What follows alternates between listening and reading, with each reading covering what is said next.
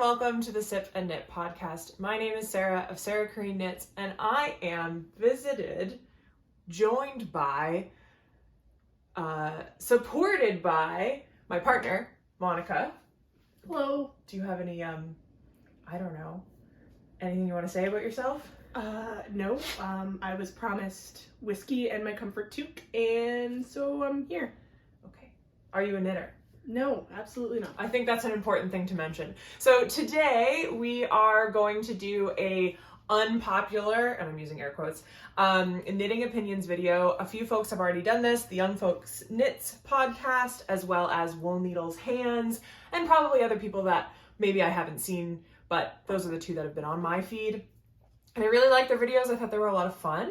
And so I thought I would put a spin on it and bring in my non-knitting partner and ask you your opinions, but also to see if she can guess if I hold the same opinion as the one that I'm about to read. So it is the Sip and Knit podcast. So even though we're not really talking about what I've been knitting on, we are sipping something. So I'm drinking just like a hard cider on ice. And do you want to talk about your drink? It's an old fashioned with cherries. Yep. Which isn't traditional, but I prefer it with cherries. So here we are. Cherries. Cheers. Nice.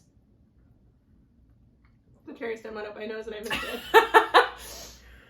All right, let's get into it, shall we? Just slightly further back from the camera because I felt like I was like in your living room and that felt weird. So we've adjusted. Yeah, now her head's like against the yard. Is it nice? Yeah. Okay, perfect. It's supported. It's supportive for this video you only kind of wanted to do with me. Okay. Let's start, shall we? I'll do anything to support you, baby. I love you. Well, don't say it like that. It sounded stressed. No, I do. I love you. Okay. Opinion number one, no peeking. Okay. Cropped sweaters are overrated. I think, so I'm supposed to say whether I think you... Do I agree? I don't think you agree. I think that you love a good crop. Mm-hmm. The only...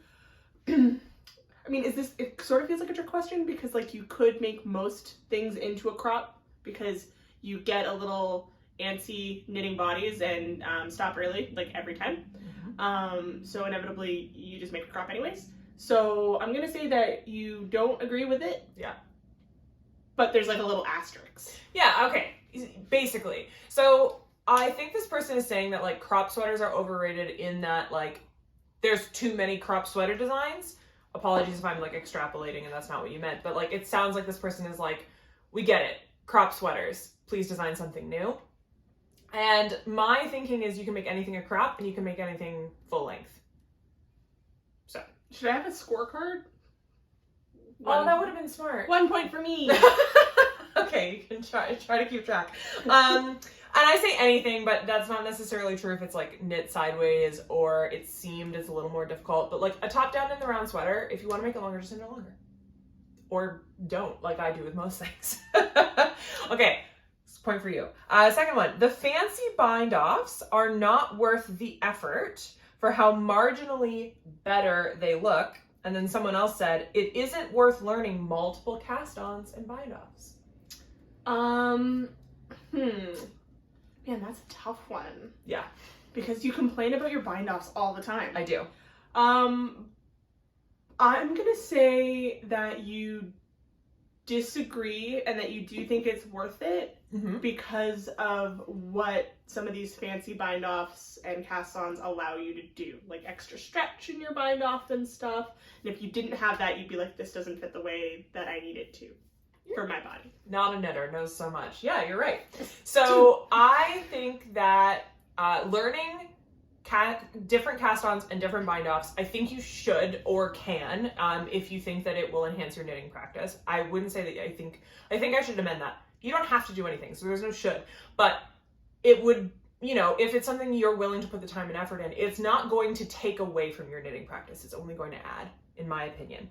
One thing I do have to say though, is if I see one more 2x2 rib, and then that was bind off in 1x1 tubular bind off, I might lose my mind. I think it is truly ugly. And I don't say that very often. So There's one designer that just keeps doing it, like really recently with her recent patterns, and it's making me confused. Like the 2x2 tubular bind off I think exists, so I'm not really sure why we're converting it to 1x1.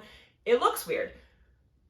Anyway, so that's my thought on that. Are they fiddly? Yes. Is it worth a clean finish if you like the look and you want to take the extra time? I also think so. And to your point, stretch sometimes matters. Is that a point for me though? That is a point.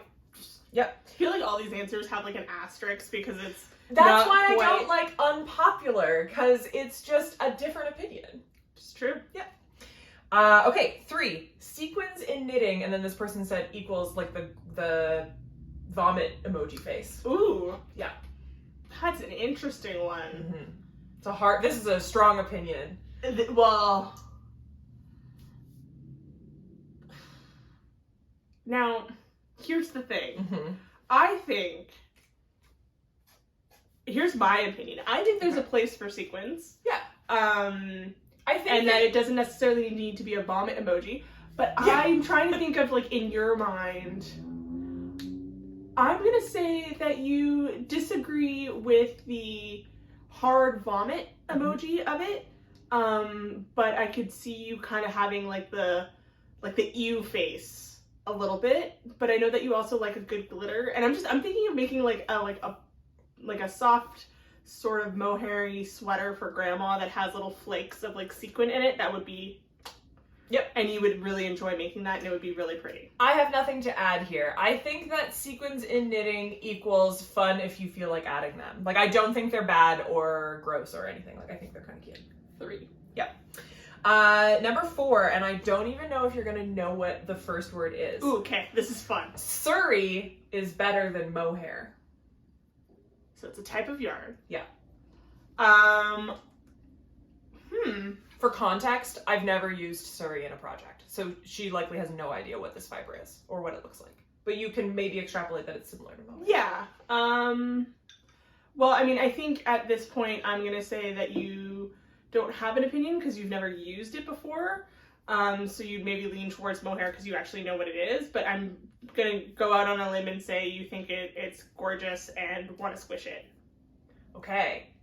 So this is a half point. Oh, 3.5. Every time I see someone use Surrey, I think it would have been better with mohair. Oh. And hear me out for the people who love Surrey.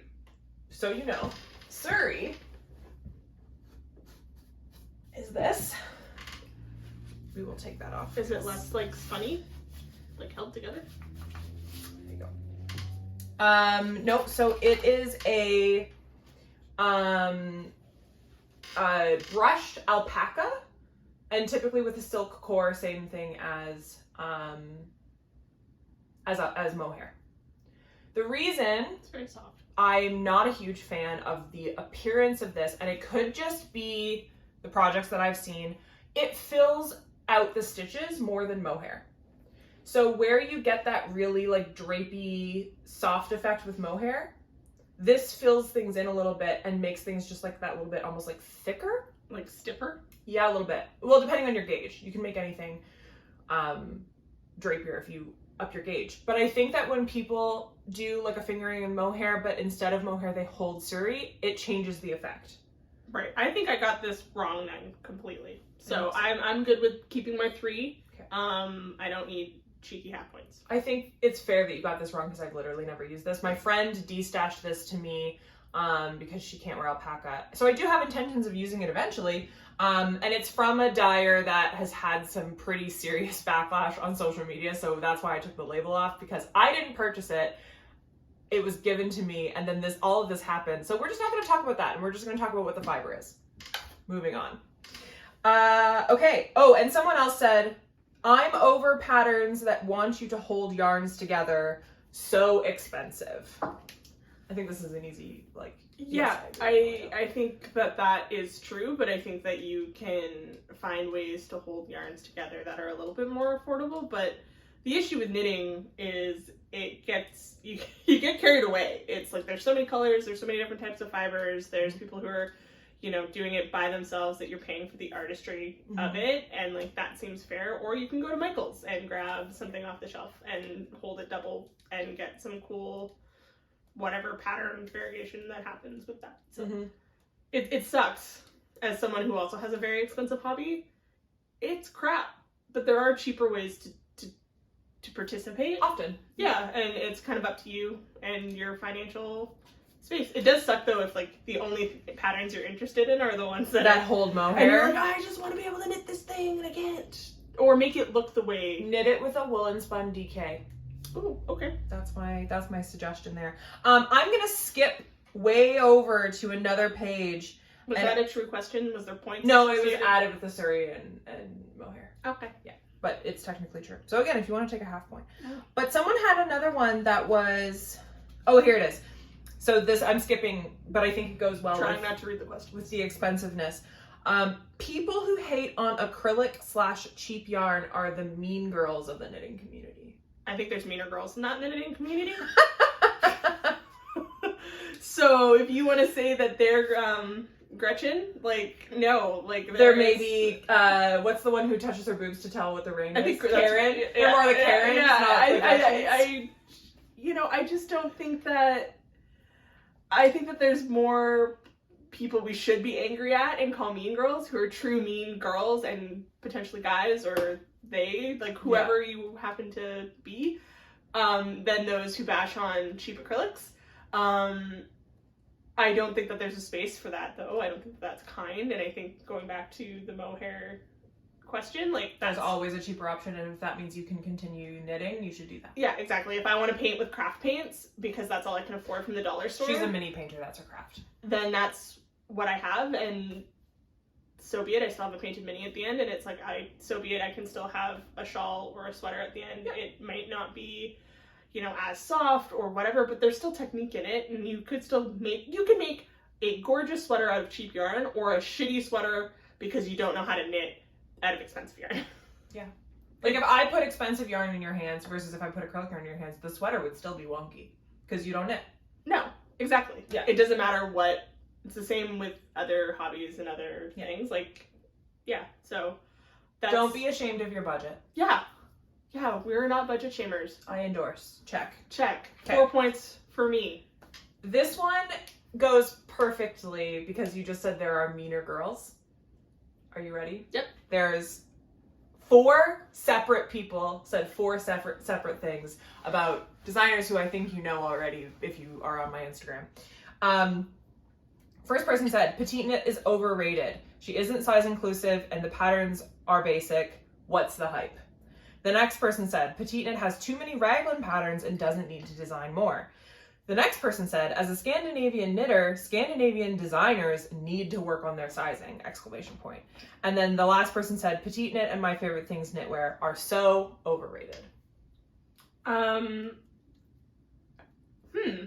I think that there's a lot of people that talk about petite knit on the things that you tend to consume. Mm-hmm. So it's one of those ones that I'm definitely aware of. Mm-hmm. Am I wrong in thinking that they were working towards size inclusive, but not in a range that is actually size inclusive? So they're starting to make, she's starting to make sweaters. Her newer designs are going up to like a 58 and 60 inch bust. And with intention of going back to older designs. Right. But like I've seen things like a language update on a pattern, but not the sizing. Right. So like there's like this like wash attempt at making it size inclusive. Yeah. Pandering, if you will. Trying to not be lumped in with the other mean girls attempt, perhaps. Yeah. No, then that's obviously wrong, and I think we've talked about, or you've informed me that creating size inclusive lines is time consuming, and it's a pain in the butt to learn in the beginning. Yeah, and you know, if people want to charge more for their patterns because now it's taking more time for them to create them, but now they're creating them for everyone, you're going to offset that cost because more people are going to be available to purchase your pattern. So why not put the time and the effort in, not let alone like as someone who's a bigger person, just wanting to wear like you clothes make that fit you. Yeah, and you make things in this space because you want to make clothes that fit you and feel good and like or give to a friend or a partner. And if you can't, then, you know, it could definitely limit your ability to want to participate in the hobby at all, and that's not fair. Yeah, you get a point. I would also like to add, because a few people are like, they're overrated. I tend to agree. Overrated is an interesting word. It is an interesting word, and I think the reason it's being used is, to your point, I watch a lot of knitting podcasts. A lot of people knit petite knit. Quite a few people knit My Favorite Things Knitwear. And frankly, if I'm watching someone's podcast and it's like every month there's a new petite knit pattern that they're knitting, or My Favorite Things Knitwear particularly because she hasn't done anything about her sizes and essentially refuses to, I will stop watching that person. And if it's a first one that I'm watching, it's usually a points in the like con column to continue watching them. Because it's a pretty big red flag that we don't align. It feels almost like a lazy pattern choice. Aha! Because that's the top of your Ravelry like must-do lists of like popular knitters. Which brings me to point 19. 19, jeez. Knitting from only big designers. Am I 4 points now or 5? I think you're 5. 5. Knitting from only big designers is boring, and I'm pretty sure this person specifically said if you only knit from big designers, you are boring. Wow. I think that we got away, I think we went down philosophical conversation a little bit, we got away from the actual game. Mm-hmm. I think you agree with this. Mm-hmm. Not only because you have friends who are smaller designers, but also because you are one to like search and scroll for a long time to find something. Yeah. So yeah, I think that I don't know if you would call someone boring for it. No, but that's not my style. Yeah. No, but you would say like, hey, there's more things out there. It's like me being like, well, I like the standard plastic companies' creations, and it's like I do because they're more convenient.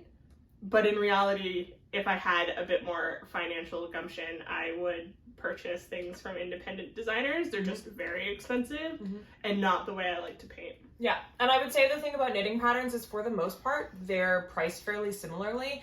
And if a smaller designer is charging me a few extra dollars because they went the extra mile to make sure that it's size inclusive and properly tech edited and well test knit, and they decided to provide some yarn support to the larger test sizes, etc., I feel so much better buying that pattern than I do buying most other people's. So yeah, I think if you stop at the hot right now on Ravelry, you're doing yourself a disservice, is what I would say, rather than saying you're a boring person. If you like straight up raglans, I'll say you're lazy, because that's what I just said earlier. That you're lazy. You are. Like you're going to the what's hot page, deciding on something because you were like, I want to make a sweater, what's in right now or whatever, and then you just decide not to look any further. Right. It's like choosing the first 5 things that pop up on Google rather than like scroll down. There are better patterns than the no frills raglan from Petite Knit. And caveat, the word lazy, I recognize, has some ableism components to it. I don't mean it in an accessibility statement. It's more of a, you just chose not to do the extra work. Mm-hmm. Yeah. Right. You had the ability and you chose not to. Yeah. Okay. Purling is not bad. / someone else said, I like purling. Heathens. They're absolute heathens. We hate purling in this house. Yeah. Here's the thing. If I can knit something in the round, I'm going to, and it takes a lot for me to knit something flat. For example, I've only knit 2 cardigans, and well, actually 3, because this is the Miele for Men cardigan, if you're wondering. And yeah, I don't knit as many cardigans as I would because I like to wear them, because purling makes me want to gouge my eyes out sometimes. Only sometimes. Like, it's like fine in small doses. Like if I have to like knit the front and back of shoulders and then I have to connect in the round, we're okay. If I'm doing an entire garment in purling, it's not my friend. You get a point. 6. Okay. I think someone else is going to be... Someone else is counting. Someone put the score down below. All right. One must swatch. And then someone else said, swatching is cool. First date with the yarn, pattern, seeing how the fabric will drape. So we've got a couple people who like swatching. I'm going to say that here's an interesting take on this. I think that you agree with the idea that getting to know the yarn and the drape is fun, and there is like that component of swatching. Yeah. Do you always swatch? Absolutely not. Mm-mm. Do I make fun of you for not swatching when things don't work out and you have to rip it back and try again? Yes. Uh-huh. So I think that you agree of the texturalness of that question, but that you don't agree that swatching is always necessary. Yep. Nope, I would agree. I was processing. Yeah, correct. I have nothing to add. Thank you. Some variegateds, so you know what variegated means. Mm-hmm. Okay, some variegateds are not meant to be full sweaters. Ooh, I agree with this. Yeah, that's my knitting opinion. Mm-hmm. I think that that's true. I think that that's a tough one. I think you agree. Yeah. I do. Yeah. Yeah. Doesn't mean that so I agree. Some variegateds, if you're, we are using the plain stockinette raglan as our center point in a lot of these conversations, I think for good reason. They're often someone's first or second sweater. There's an abundance of them to choose from. And I think for a plain stockinette raglan, really strongly variegated yarns, you have to do some yarn management to make it work. And even then you might still run the risk that it doesn't look great. So yeah, I think that sometimes it's not the right choice. I think you can make it work, but I think you have, again, yarn management. Mm-hmm. So yeah, what you said is my opinion. Yeah. So that's 7? Yep. Killing it. It's really hard when it's things that you actually agree with. Those ones are harder to put myself out on there and be like, yeah, you agree with that, versus the ones I'm like, no. No, not at all. You're worried you're gonna be wrong. No. You think that way, and I'm like, no, I don't. Yeah. Ooh. You've gotten most of them right. You know how hard that would be for me? Oh no. You're doing great. Okay. Okay. I'm gonna need more whiskey soon. Are you ready? Yep. Most scrap projects, do you know what scrap projects are? Like your blanket? Yes. Okay. Most scrap projects are ugly. Well, I disagree with that. I think you disagree with it too, because you really like the scrappy blanket that you're pulling together. Uh-huh. I think there's potential for them to be ugly. Yep. As someone who really wants a scrappy patchwork sweater situation, it's all about how you put those scraps together. Yes. I think that if you indiscriminately put scraps into a garment specifically, yeah, there's potential for that to be not so cute. I think that... But also if it's the garment, it's how you wear it. 100%. I think it's all subjective, which is why, again, this is not anyone's hard opinion. If you like scrappy, you would pull off a multicolored scrappy situation because you like that bright, fun color. And right now I'm wearing all neutrals. I swear, it is. This hot pink was your choice, to give people an idea. You like color. For me, I would think that it's ugly in my wardrobe, right? So it's entirely subjective. Yeah, I think it depends if we're talking about garments, because you're not I think it depends. I think scrappy blankets, I don't think there's such thing as an ugly scrappy blanket, because it's literally a blanket.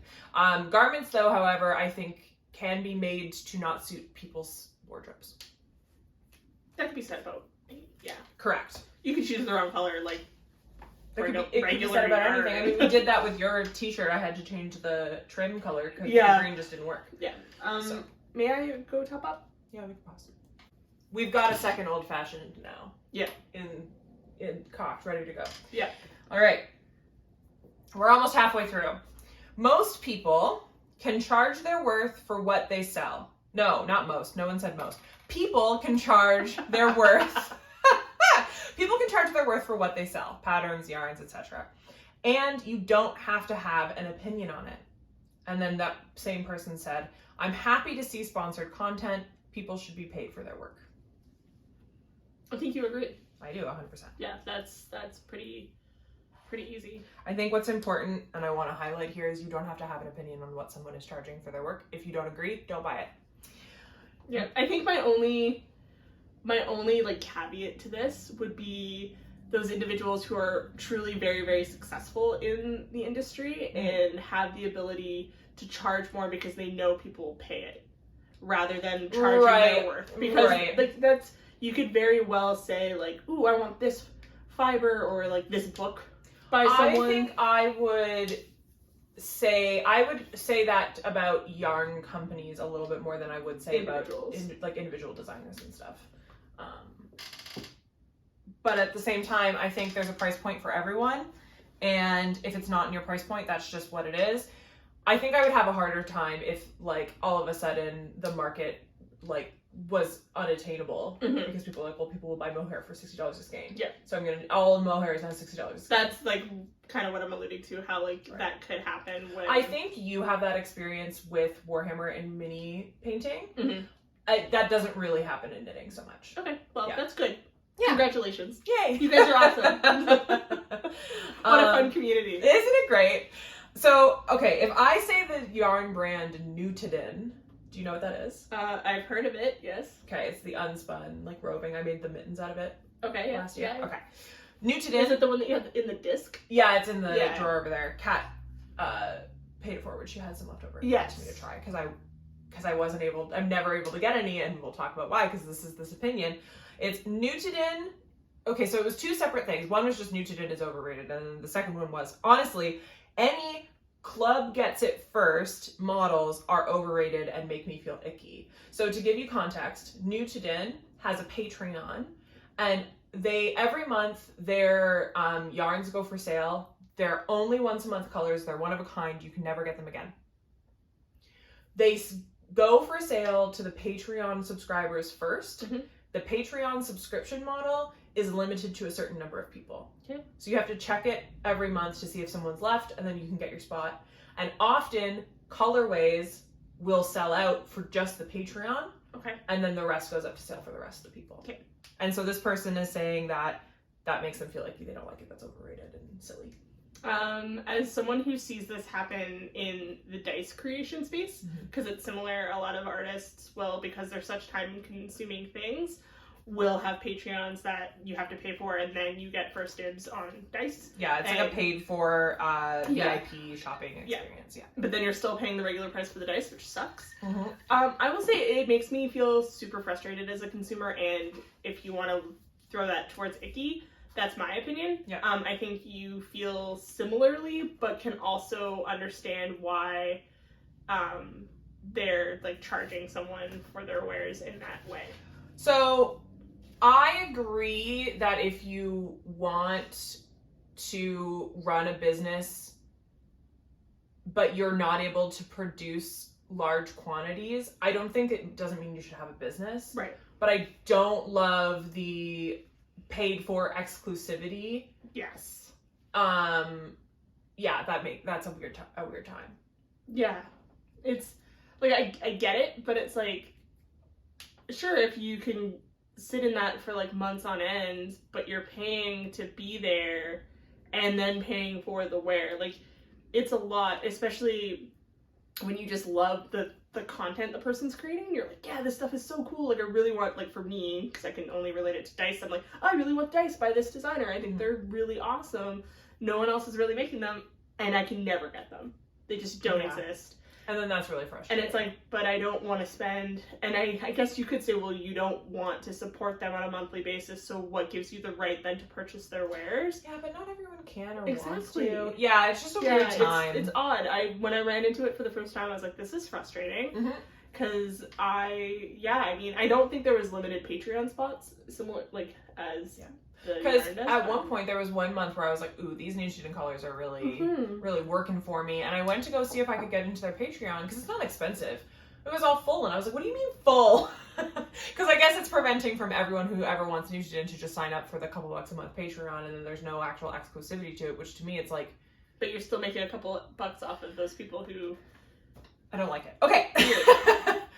Next one. Beige is so boring. I feel like you disagree because you have a lot of... Well, it depends on what your definition of beige is. Beige, the color. The color? Yeah. I don't think you think beige is boring. No, you do though. Yes. Yeah. Okay. Wait, did I get... So I was at 7, so yeah. 8? 9. 9. 10. Because you got the people should charge what they're worth. 10! Holy, how many questions are there? 20? 20. I think I've only had 2 wrong. There might be 21 because I wrote 10 twice. I love you. I love you too. Okay. Remember when you added stuff yesterday? Yeah, fully wrong. Ooh. I just really wanted you to win. I know. Okay, we went axe throwing yesterday. Okay, what is it? I'm tired of 4mm / US 6 for everything. Needle size.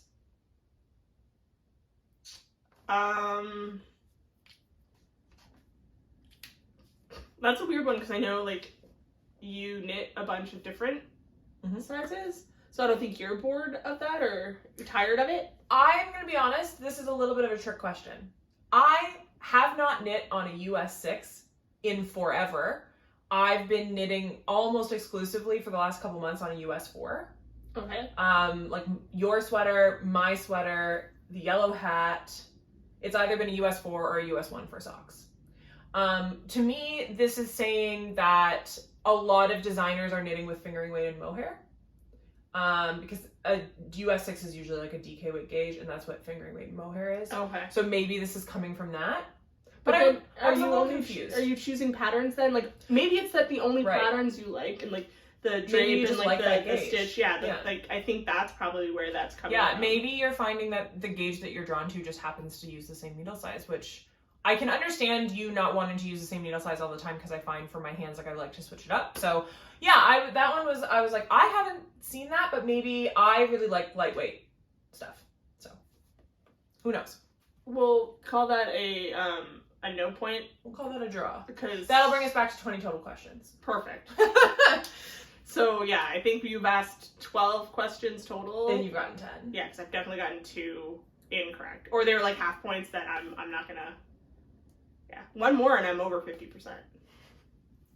Okay. I'm gonna pass. One more. Chunky/super bulky sweaters are impractical and or ugly. I sort of combined two people's comments in this. So super chunky sweaters, not the vibe, is basically what they're saying.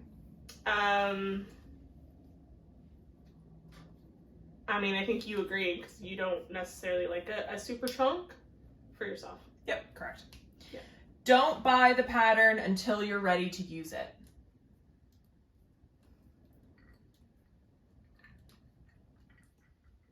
I think this is hard. It's hard. Guess correctly. I'm gonna say you disagree. Only from a practicality standpoint of purchasing the pattern so that you can through the details of it to make sure that you get the yarn that you want and the yardage and how everything's gonna work out and all that kind of stuff. Okay, so I think you only got this wrong by virtue of the fact that you're not a knitter. Okay. So I'm going to explain to you that most designers, if they're worth their salt, are going to put the gauge, the needle size that they used, yarn suggestions, sizing, everything's going to be there before you buy the pattern. Oh, it's like the abstract. Yeah, exactly. Cool. Yeah. Well, what am I at? 11? Yeah. 11 out of 13. I'm still doing okay. Yeah. So you I buy the pattern when I'm ready to cast on. Oh. I But you favorite them, favorite. and I put So them in when my you queue. favor them and they're in your queue, you haven't purchased No. them. See, I didn't know that. I just assumed you. That's bought why I them. said this is a tough one. I just assumed that to be in your queue and your favorites, you had to like. Mm-hmm. Those are functions on Ravelry that you can take to like show that this pattern is something you want to knit, which is good for the designer, and it gets them it gets them on that hot right now list that we were talking about. But you don't necessarily have to buy it until you're ready. Are you comfy? Okay, so that was a tough one. That was a tough one. You learned something new. Yeah, cool. Don't worry about the suggested knitter level. If you want it, try it. You'll become a better knitter. Okay, I think that you agree with this because Yes. you do like to try. Yeah. I do think that there are different categories of like knitting ability and like skills that you learn and getting better at it, because I will never forget the sweater that does not exist. Because somebody tried a test knit before they were ready for the color work involved in this test knit, and it just never happened. Yeah. And so like that, and the thing is though, I think For that the there record, are- it was an extremely large designer who's extremely successful, and I only feel marginally bad about it, and I've never done it again. No, and I think that A, you learn from the experience. B, I think the thing is though, you learn, but it's also, I feel this way, and I don't know if you feel the same way when you're trying something new and you're like, I'm gonna try this new technique, and you fail at it completely because like your motor skills, like your actual skill, technical skill isn't there yet, and then you just feel deflated to participate in your hobby for a little bit while you're kind of like getting over that bruised ego feeling. Mm-hmm. So I would like, hesitate for people to just try to pick up something that might be beyond them, like color work or cabling. If they're the type of person who can take a hit and is like, yeah, I'm gonna keep on swinging, absolutely do it. Yeah. I'm not that person. Depends on your personality. Yeah, I'm not that person. I'm like, So- I'm never gonna be able to do this again, and I'm awful. You did say that I agree with this, so you're correct. So you get a point. I think that most folks will put a list of techniques that are required in order to successfully complete the object. If you feel like you know how to do about 50% of what's on that list and the other 50% is like new to you, or you kind of think you know, but you want to try, you can probably knit that thing.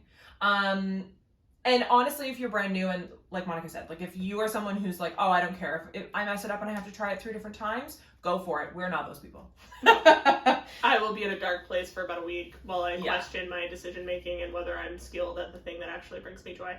And that's on academic trauma. Superwash garments don't hold shape. Ooh, I think you agree with this because you just told me that you're going to move away from superwash yarns because you feel that that's one of the issues with them. Very good. Paid attention yesterday when we went to the yarn store. You did. Killing it.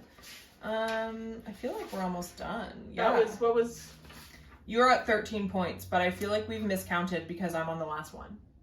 I think some questions maybe got rolled in. I've done really well. You have done really well. Someone out there is keeping score for you, and you've got an A+, baby. All right. That's academic.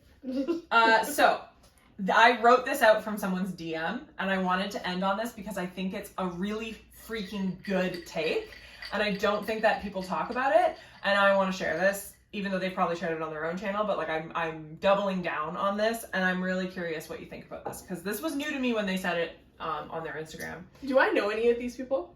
A couple of them. Okay.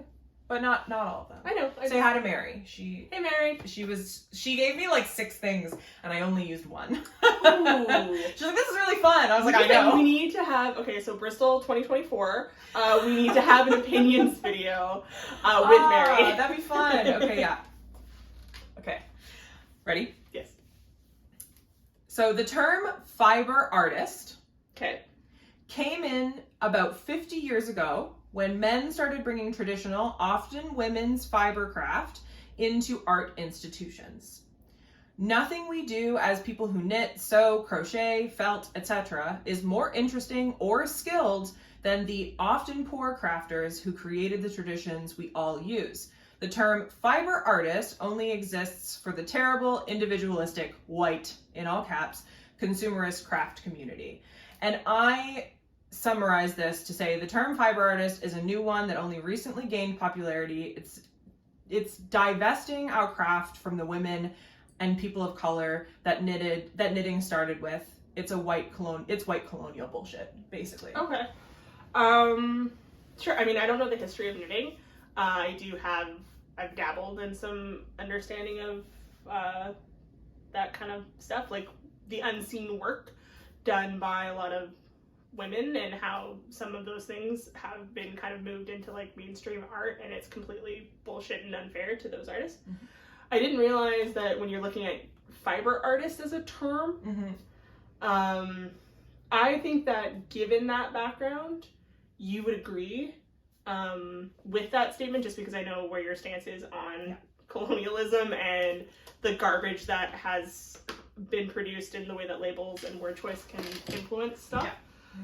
I agree as well. I think that it'll be interesting to see if in the next few years, much like taking back the word queer, for example, if people will begin to celebrate it and take it back and use it as their own, or if we'll find that a new word or phrase comes out of sort of working with fiber. Because it's not that you need something to define what you're doing, but it's nice as a collective to kind of have a I'm one too like community feel. So yeah. I think so. I think it's been something that I've only sort of like what's what I'm looking for? I've only looked at my word choice in terms of my knitting practice a couple times very loosely. I haven't really done the research I have into things that I'm a little bit more passionate about, like size inclusivity. And I had noticed this, there's almost like 2 camps where there's folks who really think that fiber artist should be the words that we use. And I find that it's often straight white women. It's almost always with the underline of, well, craft is arts and crafts and what we do is art. I was gonna say it's the word artist, right? But then I also think of it in the skill that you do and the thing that you produce. And I'm like, yeah, my girlfriend is a bomb-ass artist, right? Like, and, right. But the thing is, the reason I would choose the word artist, again, is because of what that word means and what it stands for. And if you're going to go and follow I think that the roots of that word. If you look at the word craft from the perspective of like honing your craft and being a craftsperson. Like a craftsman. Yeah. Like if you wanted to be like, we're fiber craftsmen, I'd be like, yeah, that's awesome. So I struggled with that and I couldn't really put it into words, and I feel like that was really well stated. And so I just really like that perspective. And I know that I agree with that, but it also doesn't mean that I know how I would like define my practice either. So it's interesting. I mean, I just think that it's important to not divest yourself from the past of something if you're doing something that has a long history, like fiber crafts do. Like people had to literally knit their own stockings. So like, you know, and it's well, there's a lot of art like that's the case for, right? If you look at, you know, jewelry practices and stuff and how 100%. Like jewelry is a good example. I think like cooking would be a really good example too. Like women in communities would have had to feed their families, but now when you go into like a 5-star restaurant, feed your family, it's a woman's job. But a chef is a man. And then the minute you're in a kitchen, it's male dominated, right? Yeah. So that's I think a really succinct example of I think what this person is trying to illustrate with this take 100%. is, you know, just because men are in the space doesn't make it immediately highbrow. And I think there's a whole conversation to be had. Someone had mentioned Tom Daly in these unpopular knitting opinions, and I just knew that I wouldn't have the time to share my feelings on that. The Knit Pearl Girl did... I'd be intrigued by your feelings on that. We can have that conversation a little later, yeah. Offline.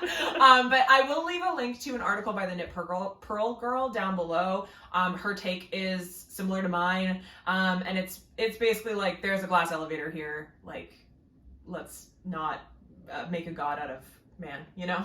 yeah, I think that's fair. I think that, not to say that you need to like go and research the history of fibercraft. No, of course not. To really understand like what this, and the person who left that did do a really good job of kind of allowing you to follow the bouncing ball and not sound, and it could have just been the tone that you read it with, but not sounding like blame or angry. Not at all. No, not at all. I think it's just an observation. Yeah, no, I think it's really cool. I hadn't really thought of it that way, despite taking courses on this sort of thing. Yeah, but here's the thing, like, you can only... This is my undergrad. You can only learn so much, you know what I mean? Like, we are forever learning, which is why... Which is awesome. Don't pay attention to the knitter level on a pattern, you can probably do it, you know? We're forever learning beings. Or it's just going to be in an unfinished object in the bottom of a bin for a very UFOs are also acceptable, yes. I really wanted that sweater. One day. You're getting a sweater out of the yarn, just a different sweater. This is true. Actually, didn't you make a sweater out of it? Yeah, I made a cardigan. Didn't you make, what's the one that doesn't really fit me that you worn? The thicker gray guy. What was that one made out of? That's acrylic. Oh. The gray I have here, and I'm just gonna go with the blue. Oh, right. Yeah. You can't see what I'm pointing at, but it's a charcoal gray color with like a cobalt blue that we're gonna do the hem and the cuffs and the collar. Yeah. It's gonna be a textured knit. Cool. Are you gonna make me the textured knit sweater from yesterday? That was a shawl. Oh yeah, so we went to the yarn store yesterday. This is not a story time, I think. Story time with Sarah and Monica. We went to the yarn store yesterday. This could be a bonus content. We went to the yarn store yesterday, and they had a shifty shawl by Andrew Mowry knit in Noro, the silk Noro, like the worsted weight. That's like all color changing. And Monica came over, and I was like, "Could you find anything you like?" Because when we go to the yarn store, Monica really likes samples. So you found a sample and you were like, it's gonna be a lot of work and a lot of money, so no, I haven't found anything. I was like, well, show me so I at least have an idea for like future. And he pulled me over, and it was as described. And Monica goes, well, could you make me a sweater that looks like this? I was like, you're in luck. Andrew Mowry has the shifty sweater, so like it's totally possible that I could do that. And we watch her a lot, right? Yeah, so she's a good one. Andrew Mowry's awesome. Perfect. There's so much content. She is the culprit of the 1x1 tubular bind off on 2x2 rib, though. But we do really like her. Her patterns are awesome and all these things. I figured since you were still like consuming her content that she's great. She hadn't landed in the Mean Girls camp yet. God, not at all. No, she's awesome. She's really takes care of her sizing and all these things. So we like Andrew Mary. Yeah, we looked at the cost of the yarn and the yardage that would be required, and we'd need probably 3 balls, if not 4, to do a sweater that was like. So for me, it's like I always know that I can do around the 4th size, and if I have to cut to 3/4 length sleeves, or if I have to cut the body for the way that I dress, I don't want to talk about it. I don't think you should be showing them that. That's not fair. You show them how you actually wear your sweater. Yeah. So why does it matter? Because these wrists. Yeah. This is not a bracelet length wrist. This is a right. So the way that this is the way that you dress your body. I know that I can't play yarn chicken if I'm gonna make a sweater for you because you will not wear the garment. It's a feeling thing. Right. Yeah, it's like a tactic. Like I wear this quite a bit because it hasn't been cold enough recently. I haven't, but yeah, it's a feeling thing. Mm-hmm. Even though I roll my sleeves and it shouldn't matter whatsoever, it's just when I put it on initially, Yeah, I get it.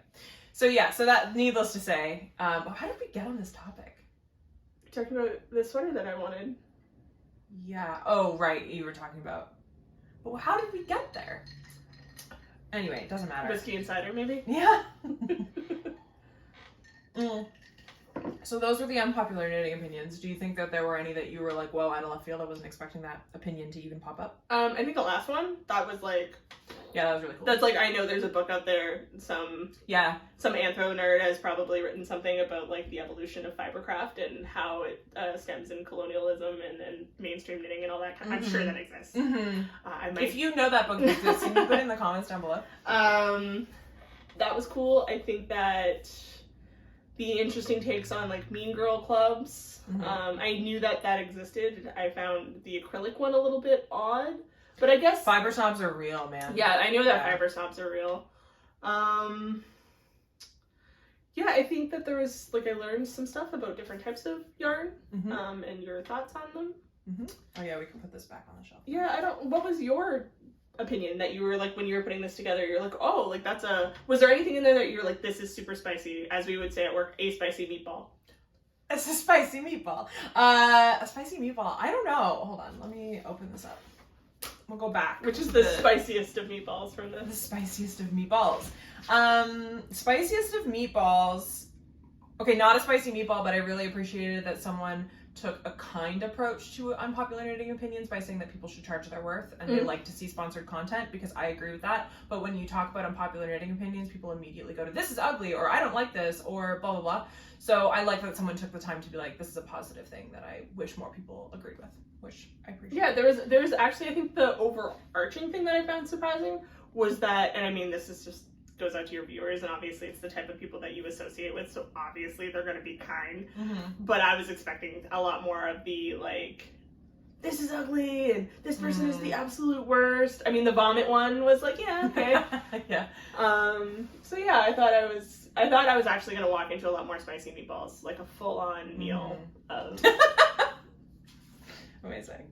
Yeah, I think you actually wrote it all down. I wrote it all down so that I didn't want to... I wrote it paraphrased, and then I was like, no, I want to do this justice. So I verbatim from their DM to me. I thought that the knitting from only big designers makes you boring thing was a hot take, because a little bit. Like, I see their point. Yeah, was there anything that you were just like, ooh, did it, like, any of these kind of shift your opinion or, like, your mindset about how you think about your craft? Every time I hear someone talk about swatching like a love letter to your future project, it makes me wish I was a better swatcher. Mm-hmm. Yeah, even the way you read that, I was like, I can tell that you wish that was the type of person you were. But, like, it's like following a recipe. We don't really follow the recipe. Like, we're just not those 2 cloves of garlic and it's like, whole head. Yeah. Or, like, this amount of thyme or oregano, and you're like, okay, like, you never measure it out. That's why we're such bad bakers. Yeah. So it's the same thing with swatching, I think, is just like some people are really, really good at that, and what they create is fantastic. And they might not have as many false starts or poorly made spaghettis, But yeah, at the end of the day, it I doesn't think matter. I think the last one, sorry to interrupt you. I think the last one that I was shocked to hear is that someone prefers Surrey over mohair. I know that some people can't wear mohair, and so you would want an alternative, but I didn't think, because the person added, like, you know, the greater than sign? Mm-hmm. They had like 6 or 7 of them. Like, they really prefer Surrey over mohair. You sure you didn't read it in the wrong direction? No, it was Surrey, and then the line this way towards Surrey, and then mohair. Oh, okay. So that the alligator like was Surrey okay. more. Okay, hold on, wait. Are there any other countries? So we're both from Canada. You grew up in BC. I grew up in Ontario. Obviously, both of us learned this. Is that the greater than sign and the less than sign? The one that the alligator mouth is facing is the one it wants to eat more. So that's the more. Is that just a Canada thing? Like, we don't even have alligators. Like, do you learn that in Florida? Like, I'm really curious. I don't know. Anyway, maybe we should leave it on alligator less than greater than signs. Maybe. Okay. I'm sure this is like some offensive symbol in some. Oh God, I hope not. I mean, no, I highly doubt it. Hopefully not. Okay. If we've offended If we've anyone, offended you, I'm sorry. I'm so sorry. It was never intentional. No, we just wanted to laugh about our childhood bullshit. Is there anything you'd like to say about this experience? Will you be back again? You'll have me. Okay. I know you're stuck with me, so. I mean, yeah, you're not going anywhere actually, but I mean in videos. I mean, it was fun. I'm going to absolutely hate listening to you edit this video because I hate the sound of my own voice. Okay, I'll do it from the bedroom. Makes me feel absolutely uncomfortable, and I probably won't watch this because, again, I'm not super comfy with myself, but that's a me thing. We're working on it. We're working on it. Yeah. So that being said, if you have any video ideas for like knitting with a non-knitting partner, kind of like silly things. Oh, we were gonna do a guess how much this yarn that's cost. a good one. Yeah. Yeah, I think I'm probably fairly good at it. Yes. But I could actually be like way off. Mm-hmm.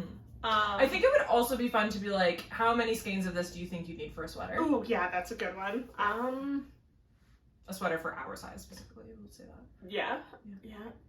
I don't think there's like, you couldn't do like, what stitch is this? Because I would just make names up. Right? Like if you're like, I kind of like that. Non-knitter names knitting stitches. Yeah, I'd be like, I don't know. That's kind of fun. You know stockinette stitch? Do I? That's the flat one. Okay. Yeah. Sure. Maybe like techniques. Maybe like, what's a technique? I could do some of the techniques, I think. Yeah. Like you'd know cables and lace. But you wouldn't know brioche. No, it's the squishy one. Yeah. That I'm like, that's always looks so good, but it sounds like it's a pain in the butt to knit. Mm-hmm. Oh, so you would know brioche. Squishy. Like a bun. Like a brioche bun. Yeah. That's pretty, probably. Well, I say it's probably why it's called that. I don't actually know why it's called that, but. Yeah, so if you'll have me back, I'll come back. Cool. At some point.